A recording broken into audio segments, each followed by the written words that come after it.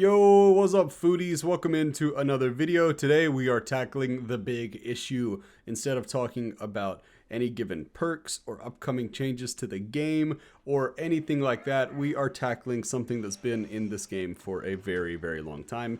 That being the Survivor Rulebook. And hey, right up the front, two things here. So firstly, if you're saying, hey, this is going to be super biased against survivors, you're right, but hold out on that one, because on Friday we're going to be dropping the Killer Rulebook, which also exists, so keep your eyes and ears peeled for that one.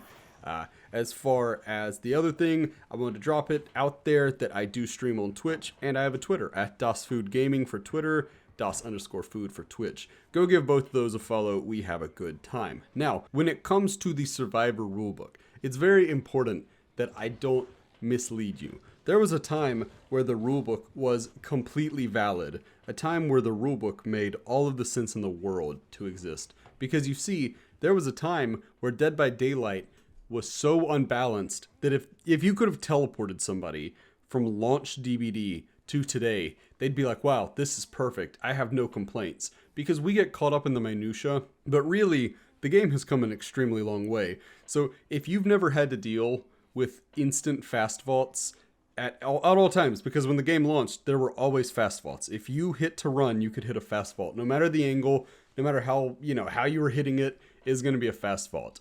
There was a time where you could break trappers' traps and they would never come back. A time you could break hooks and they would never come back.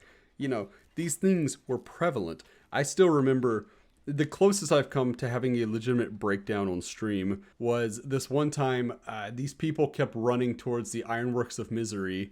There was this one infinite loop that basically the only way you could run it, if you were a basic M1 killer, I don't remember who I was playing as, but I know it was an M1 killer, the only thing you could do was either give up chase or follow them around this infinite, where you're going to have to do it, 3-4 times around, and then get the smack, and they're going to run off to the next jungle gym. In that time, you're going to lose at least 2 gens. It was terrible. So the rulebook is important, or at least it was important. But nowadays, we know it's taken on a different life. So instead of saying, hey, don't abuse the really, really broken aspects of the game, it's become, hey, don't play in a way that I don't like, even if it's a totally valid way. So I think the rulebook deserves the bad reputation that it has these days, but let's not forget, it came from a good place, and so does this video. We're just having fun. We're having a bit of a laugh. If you have a laugh, why don't you smash that like button? Because you can never just press a like button. You got to smash it. YouTube has taught me that. Hit subscribe while you're at it. And with all of that out of the way, let's get into it. I'm DasFood, and today we are looking at the Survivor Rulebook. Now, what's rule number 1? You know rule number 1. Rule number 1 is it is never okay to use Hex. No one escapes death. No ed. Ever. Never use it. And you may say, oh, but food. No ed's a good perk. It has plenty of uses. I'm always looking for that late game moment. No. That's out. You don't get to use no ed. Rule number 2 kind of pertains to something similar. Rule number 2 says highly meta builds are strictly prohibited. So if you want to use the current slowdown meta, maybe reconsider. Because survivors will not be happy unless you're using, say, Monstrous Shrine and Beast of Prey. You do not need to be using Pain Resonance. You don't need to be using Dead Man Switch. You definitely don't need to be using Pop Goes the Weasel. Forget about all those. Those are out. Rules number 3 and 4, they're also linked. So, rule number 3, killing all 4 survivors will automatically earn a player the title of Sweaty Tryhard. If you killed all 4, you just tried too hard. And you need to understand, the survivors were not really trying. They were just playing for fun, bro. And the fact that you killed them all really says that you probably don't have a life, you are maidenless, and you need to touch grass. Now, rule number 4 is the flip side of this. If you don't kill any survivors, you will be labeled a baby killer. You're bad, dude. It's a skill issue. Get good. GGEZ. Next up, we have number 5. This is one that I feel like I should put an asterisk beside it. Or no, not an asterisk, like a big exclamation point. This one's a big one. Never, ever hook the same survivor consecutively for any reason whatsoever. It does not matter what has happened. It doesn't matter if you went all the way around the map chasing somebody else and then you just happen to come across that person and they're still injured and they're out in the middle of the open. No, decency says you will never hook somebody back to back. That is terrible. That is tunneling, and that is something we will talk about at a later date. Now, number 6, waiting out the borrowed time timer is a bannable offense, or at least it should be. If you can count, you're literally a monster. It doesn't matter that they're running in front of you saying, "Oh, smack me, give me the speed burst and waste your time so my teammates can get away." No, if you wait out borrowed time, you're a monster. Full stop, you should be banned. Get out of here, you scum. Next, number 7, camping, no matter the situation, is always prohibited. This is not one where there's gray area. This is black and white. If you camp, you are breaking the Survivor Rulebook, and you better believe you will be hearing about it. You are getting off easy if all they do is chew you out in the post-game chat, because really, they should come to your house and beat you to death with their bare hands. How dare you camp? How dare you? Number 8, never, and I do mean never, go into a streamer's chat and say good luck or GG, as this proves you are a filthy stream sniper. That's right. If you go in before the game, they know you are going to stream snipe. If you go in after the game, they know you did stream snipe. Yeah, we streamers, we're wise to your act. We know what you're doing. We're not dumb. Number 9, hooking a streamer first is always proof of stream sniping. I mean, come on, there are 4 survivors. There was only a 25% chance that you were going to get the streamer first, and we all know that streamers are always super good at the game. So if you hook a streamer first, buddy, you're on your way to ban city. That's ridiculous. You made it too obvious. Just like in number 10, finding a hiding survivor, no matter how obvious the hiding spot, is always proof that you're a hacker. I don't care that there was blood in front of the locker. I don't care that you could hear the moaning survivor inside the locker. I don't care that there were scratch marks leading directly to the locker. There was no way you knew that Steve was in there, you hacking piece of garbage. Number 11 pertains to common decency, as it says, never play Nurse, Hag, Bubba, Spirit, Plague, Oni, Deathslinger, Pyramid Head, Blight, Twins, Trickster, Nemesis, Pinhead, or Artist. We're not asking that much, guys. We're just asking that you don't play these killers specifically. Also, number 12, never use Trapper's Iridescent Stone, Wraith's Coxcombed Clapper, Infinite Tier 3 Myers, Doctor's Eerie Add-ons, Pinky Finger Clown, Eerie Head Huntress, or any other add-on that we deem exceptionally strong or OP. Respect these at all times, and we'll have no problems. Number 13, also respect. Always, always, always respect the 4%. If you don't respect the 4%, then what you're essentially saying, and I don't think this is too much of a stretch, is that you don't respect human life. And that's kind of a monstrous thing to say. Next up, number 14, should a survivor DC, and hey, listen up, killer mains, this is a big one. Should a survivor DC, the killer must farm with those who remain. It doesn't matter that farming is the most boring thing that can happen in DBD. It doesn't matter that you might just want to get out of there and, get out as quickly as possible and start a new game that could hopefully be fun. That doesn't matter.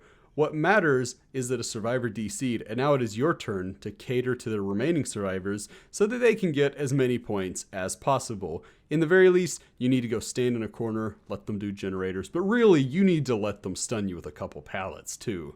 Number 15, always give the last survivor hatch. And look, I get it.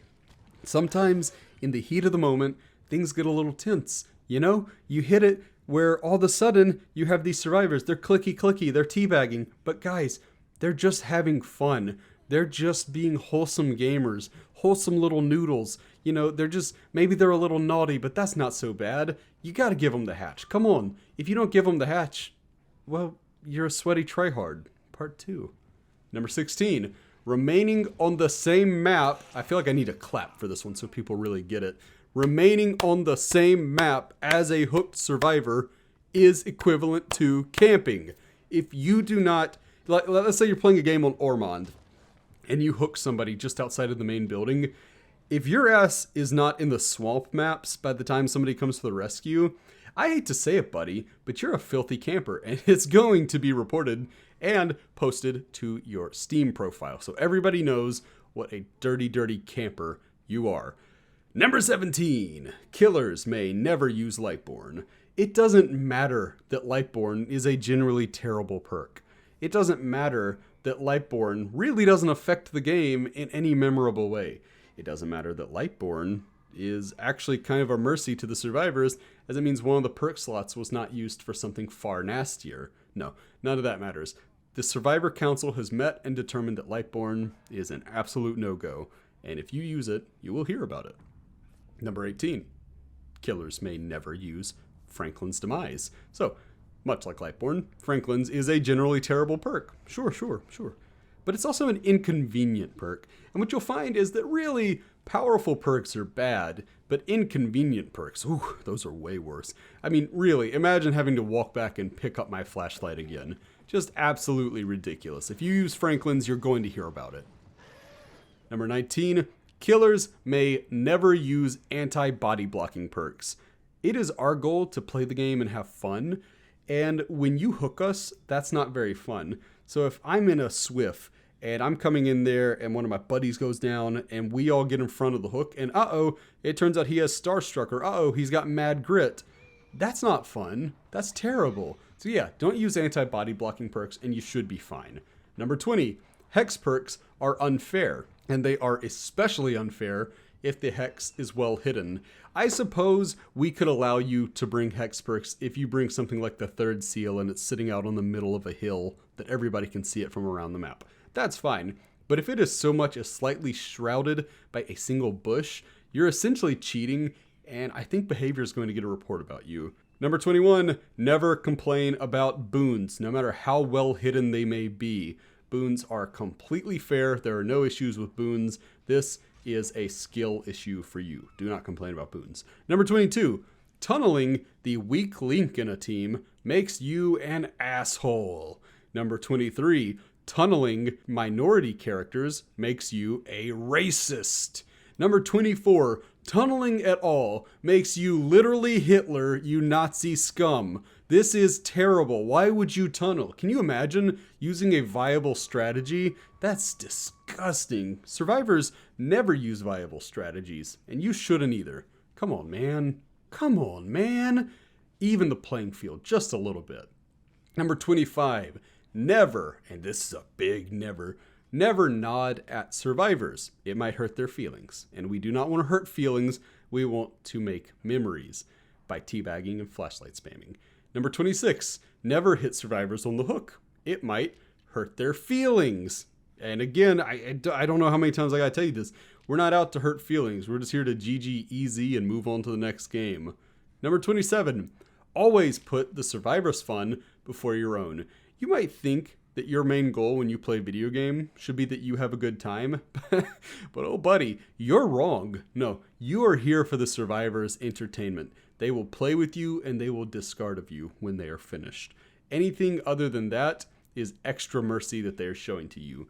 You will put the survivor's fun before your own at all times, or you will open yourself up to valid and much needed criticism.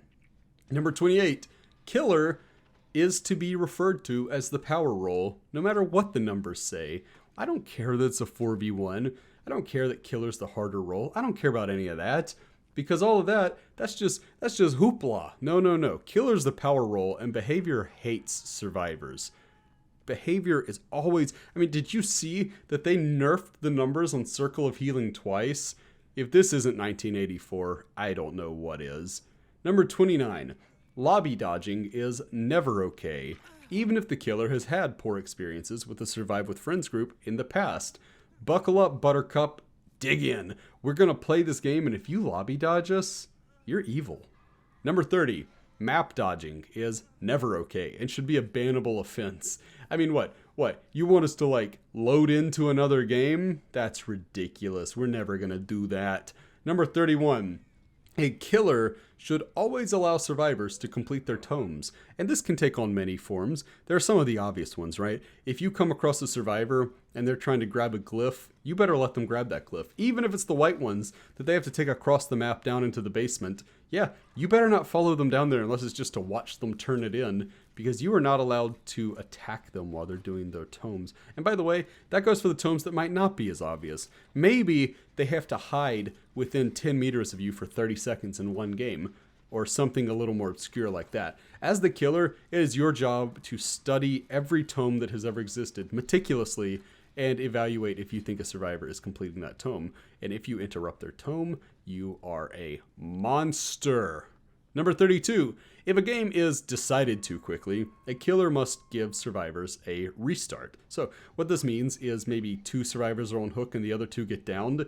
You have to find a way to get one of those survivors back up, let them pick up their other buddy, unhook the other 2, heal, spread back out. This is basic decency. If you won too quickly, not only will the survivors be mad at you for it, but so too will behavior, as you will get far fewer points for your really efficient gameplay. So why bother? Number 33, slugging is not a viable strategy. It's a bannable offense. That's right, if you slug, not only are you bad at the game, but you're getting reported, kid. You're getting reported. And guess what? My dad, he works for Microsoft. And my mom, she works for Sony. And my uncle, yeah, that's right, he owns Steam. So good luck. You're getting banned, buckaroo. Number 34.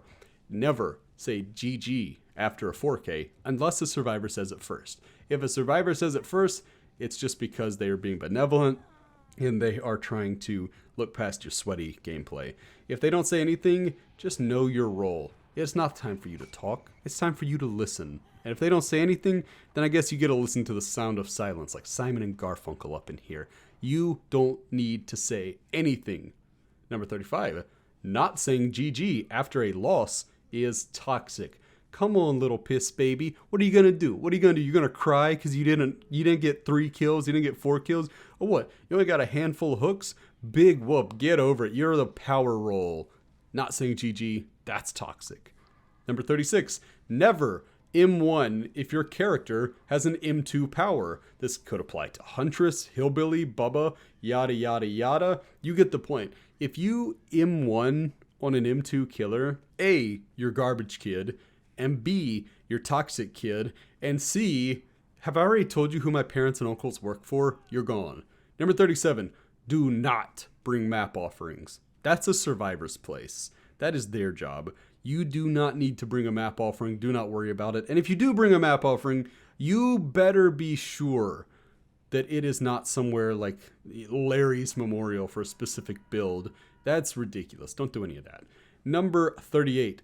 Black wards are inherently problematic and should never be used unless it is for something goofy, like maybe you're bringing the party bottles as clown and you bring a black ward. In those situations, the council will delegate and you'll probably be fine. Number 39. Playing too skillfully is toxic. Make sure you give each survivor on the team multiple chances to win, multiple chances to escape chases, yada yada. You gotta make sure that they have every chance possible to defeat you. Think of yourself more as like an NPC boss to be defeated than another player who's trying their best to win. Number 40. Never ask for quality of life changes from behavior. You've got it good enough as is, and if you have any complaints, frankly, they don't even compare to the mountain of complaints that survivors have to deal with.